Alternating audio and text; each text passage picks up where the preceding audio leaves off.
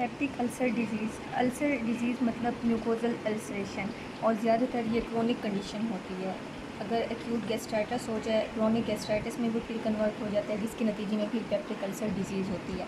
अब इसमें जो है ना मोस्ट कॉमन जो है ना वो ड्यूडिनल अल्सर है। 95% ऑफ केसेस में ड्यूडिनल अल्सर होता है। अब इसमें क्या है कि क्रोनिक म्यूकोजल अल्सरेशन होती है और मोस्टली ये इफ़ेक्ट करेगा duodenum and antrum part of stomach को। और ये किस वजह से होती है? एच पेलोरी इन्फेक्शन जो है ना इसके मेन फैक्टर है। इसके अलावा और भी बहुत सारे हैं, लेकिन ड्यूडिनल अल्सर का जो मेन है ना वो एच पेलोरी इन्फेक्शन है। इसके बाद अब इसमें होता क्या है कि इंक्रीज गैस्ट्रिक एसिड सिक्रीशन होगी और ड्यूडिनल बाइकार्बोनेट सिक्रीशन कम हो जाएगी। ये इम्बैलेंस हो जाएगा बेसिकली एसिड में और बाइकार्बोनेट में, जिसकी वजह से ड्यूडिनम का पीएच जो होगा ना वो लो हो जाएगा। इसके लिए ड्यूडिनम पीएच जब लो होगा, इम्बैलेंस होगा, तो ये ड्यूडिनल अल्सर काज कराएगा। अच्छा, दूसरे इसकी वो है गैस्ट्रिक अल्सर। ये भी होता है लेकिन ये उससे लेस कॉमन है ड्यूडिनल अल्सर से। अब इसमें क्या होता है कि म्यूकोजल अल्सरेशन होगी लेकिन फंडस और बॉडी के स्टमक के। अब इसमें क्या ये लेस कॉमन है और इसकी क्या करेक्टरिस्टिक है? इसमें लेस एसिड सिक्रीशन है, उसमें ज़्यादा थी ड्यूडिनल अल्सर में, और इसमें लेस एसिड सिक्रीशन है। और क्यों है वो? क्योंकि म्यूकोजल की एट्रोफी हो रही है। अब म्यूकोजल की एट्रोफी क्यों हो रही है? म्यूकोजल एट्रोफी ज़्यादातर क्रोनिक गैस्ट्राइटिस केसेस में होता है। क्रोनिक गैस्ट्राइटिस केस भी ऑटो इम्यून क्रोनिक गैस्ट्राइटिस में। अब इसमें क्या होता है कि पार्इटल सेल्स की और चीफ सेल्स की ना एट्रोफी हो जाती है, जिसकी वजह से ना गैस्ट्रिक एसिड की सिक्रीशन नहीं होती। तो इसमें भी अब इम्बैलेंस हो रहा है, कम लेस एसिड सिक्रीशन होगी और इस तरह से ना ये अल्सरेशन काज करवा देगा। अब इसकी वजह से क्या हो जाएगा कि डिफेंस मैकेनिज़्म हमारा वर्क नहीं करेगा, क्योंकि एसिड ही बेसिकली डिफेंस मैकेनिज़्म प्रोड्यूस करती है स्टमक में, तो वो नहीं होगा, जिसकी वजह से एंट्रल और ड्यूडिनल अल्सर्स होंगे ना, हमारा डिफेंस मैकेनिज़्म वर्क नहीं करेगा। अगर पेशेंट है वो 60 ईयर अबव है और इसमें पेप्टिक अल्सर डिजीज़ है, तो उसमें मोस्ट कॉमन काज एनसिड्स की यूज़ से होगी।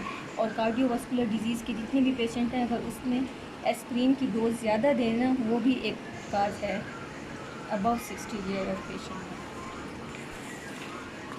अब इसकी पैथोजेनेसिस क्या होगी? पहले जैसे मैंने बताया कि इम्बैलेंस है ना ये डिफेंस मैकेनिज़्म में, और जो डैमेजिंग फैक्टर है जितने भी जो कि क्रोनिक गैस्ट्राइटिस काज करवा रहे हैं, इन दोनों में इम्बैलेंस होगा। अब डैमेजिंग फैक्टर कोई भी हो सकता है, जैसे कि यहाँ मैंने लिखा हुआ है एच पेलोरी भी हो सकता है, सिगरेट में, स्मोकिंग में, उसके अलावा COPD में भी ये हो सकता है, एनसिड से, कोकीन से, वायरल इन्फेक्शन वगैरह हो जाए। ये सारे डैमेजिंग फैक्टर और जो हमारे म्यूकोजल डिफेंस मैकेनिज्म है स्टमक का, इन दोनों में जब इम्बैलेंस हो जाएगा तो अल्सरेशन हो जाएगी। अब इसकी मॉर्फोलॉजी कैसे होगी ना? मॉर्फोलॉजी भी दो टाइप की होती है ना, ग्रॉस एंड माइक्रोस्कोपिक। अब ग्रॉस में क्या है कि पेप्टिक अल्सर जो होगी ना वो प्रॉक्सिमल ड्यूडिनम में होगी, फर्स्ट पार्ट ऑफ ड्यूडिनम में, ठीक है। और उसमें वो भी उसकी एंटीरियर वाल मोस्ट कॉमनली इफेक्टेड होगी इन 95% ऑफ केसेस में। उसके बाद जो गैस्ट्रिक अल्सर होगी वो लेसर कर्वेचर पे होगी, नियर बॉडी एंड एंट्रम के, ये कम होती है। रेशो जो है ना वो पेप्टिक अल्सर में और गैस्ट्रिक अल्सर में वो 4:1 है। अब माइक्रोस्कोपी में जब हम देखेंगे ना तो जो अपीयरेंस होगी ना अल्सर की, वो राउंड होगी या फिर ओवल होगी, और उसकी जो मार्जिन होंगे ना वो शार्पली पंच्ड आउट हुए होंगे। इसके अलावा नेक्रोटिक डेब्रिस होंगे, इन्फ्लेमेशन हुई होगी, इन्फ्लेमेशन की वजह से न्यूट्रोफिल जो होंगे ना वो प्रीडोमिनेंस होंगे। उसके अलावा डीपर लेयर जो है ना मस्कुलर लेयर, उसमें ग्रैनुलेशन हुई होगी, ठीक है। ग्रैनुलेशन में फिर मोनोन्यूक्लियर ल्यूकोसाइट्स होंगे, फाइब्रोसिस हो जाएगी। इसके अलावा जो कैपिलरीज है ना अल्सरेशन की वो थ्रोम्बोटिक होंगे, ऑक्लूजन होगी। अगर थ्रोम्बोटिक होंगी या फिर वो सीवियर हेमरेज करवा देगी, जो कि लाइफ थ्रेटनिंग कंडीशन है, और वो mostly complication of peptic ulcer disease में आती है। उसके बाद है क्लिनिकल फीचर्स क्या होंगे, कैसे सिम्टम्स के साथ पेशेंट हमारे पास आएगा। फर्स्ट ऑफ ऑल उसमें एपिगैस्ट्रिक पेन होगा, और पेन वो पेशेंट कहेगा कि उसको 1 to 3 hours after meal start होता है, ठीक है। और वो वर्स एट नाइट होगा, वो भी 11 to 2 AM के दौरान।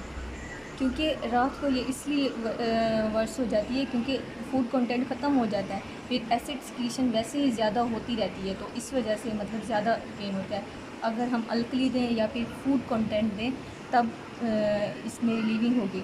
लेकिन फूड रिलीविंग फैक्टर जो है ना गैस्ट्रिक अल्सर में फूड की वजह से ज़्यादा होगा पेन, क्योंकि उसमें एसिड की सिक्रीशन कम हो रही है। जैसे हम फूड लेंगे उसकी डाइजेशन नहीं होगी और गैस्ट्रिक अल्सर में इस तरह पेन ज़्यादा हो जाएगा। लेकिन जो ड्यूडिनल अल्सर है, ड्यूडिनल अल्सर में एसिड की सिक्रीशन ज़्यादा हो रही है और फूड उसके लिए रिलीविंग फैक्टर है। इसके अलावा कुछ पेशेंट ऐसे भी होते हैं जिनमें आयरन डेफिशिएंसी अनीमिया हो जाती है। अब आयरन डेफिशिएंसी अनीमिया क्यों हो रही है? क्योंकि फोलिएट जो क्रॉनिक गैस्ट्राइटिस है ना, ऑटोइम्यून, वो हमारे इंट्रिंसिक फैक्टर को डैमेज कर रहा है। इंट्रिंसिक फैक्टर जब हमारा डैमेज होगा ना तो B12 की ना प्रोडक्शन नहीं होगी। जब B12 ही नहीं प्रोड्यूस होगा तो आयरन नहीं बनेगी। इस तरह से कुछ पेशेंट हमारे पास आयरन डेफिशिएंसी अनीमिया के साथ आते हैं।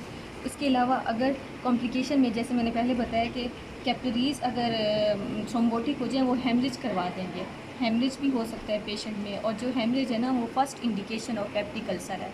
उसके अलावा परफोरेशन भी हो जाती है पेरिटोनियल कैविटी में। उसके अलावा पेशेंट में नोज़िया, वोमिटिंग, ब्लोटिंग और वेट लॉस मोस्ट कॉमन है पेप्टिक अल्सर डिजीज़ में। उसके अलावा अगर पेनिट्रेटिंग अल्सर है ना, इसमें पेन होगा, रेफ़र करेगा बैक में, उसके अलावा लेफ़्ट अपर क्वाड्रेंट में और चेस्ट में।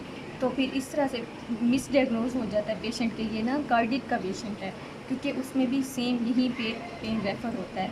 तो इसके लिए देखना ज़रूरी है।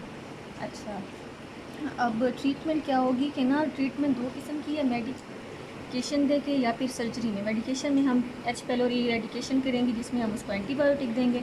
उसके अलावा हम उसको प्रोटॉन पंप इनहिबिटर्स देंगे, एनसिड्स विड्रॉ करेंगे जो पेशेंट एनसिड ले रहे होंगे। उसके अलावा एंट्रेक्टोमी करेंगे सर्जरी में। ये क्या करेगा कि गैस्ट्रिक प्रोड्यूसिंग सेल को रिमूव हो जाएंगे, जिसकी वजह से ना मतलब गैस्ट्रिक एसिड की सिक्रीशन कम हो जाएगी। उसके अलावा वेगोटोमी करेंगे, जो मतलब क्योंकि हमारी जो वेगस नर्व होती है ना वो एसिड की सिक्रीशन में स्टिमुलेटरी इफेक्ट होती है, इस वजह से हम फिर वेगस नर्व की वेगोटोमी करेंगे। उसके अलावा अगर परफोरेशन हो जाए पेरिटोनियल कैविटी में, ये फिर सर्जिकल इमरजेंसी हो जाती है। और इसको हम कैसे आइडेंटिफाई करते हैं कि डिटेक्शन ऑफ फ्री एयर होगा हमारे डायफ्राम के नीचे। अगर फ्री एयर मिल रहा है हमें अल्ट्रासाउंड वगैरह में ना, तो मतलब कि वो परफोरेशन होगी और ये सर्जिकल इमरजेंसी है। अच्छा, कॉम्प्लिकेशन ऑफ पेप्टिक अल्सर अब क्या होंगे? ब्लीडिंग जो है ना वो मोस्ट कॉमन कॉम्प्लिकेशन है। ये होता भी 15 to 20% ऑफ केसेस में है, और ये मोस्ट फ्रीक्वेंट कॉम्प्लिकेशन है और लाइफ थ्रेटनिंग है।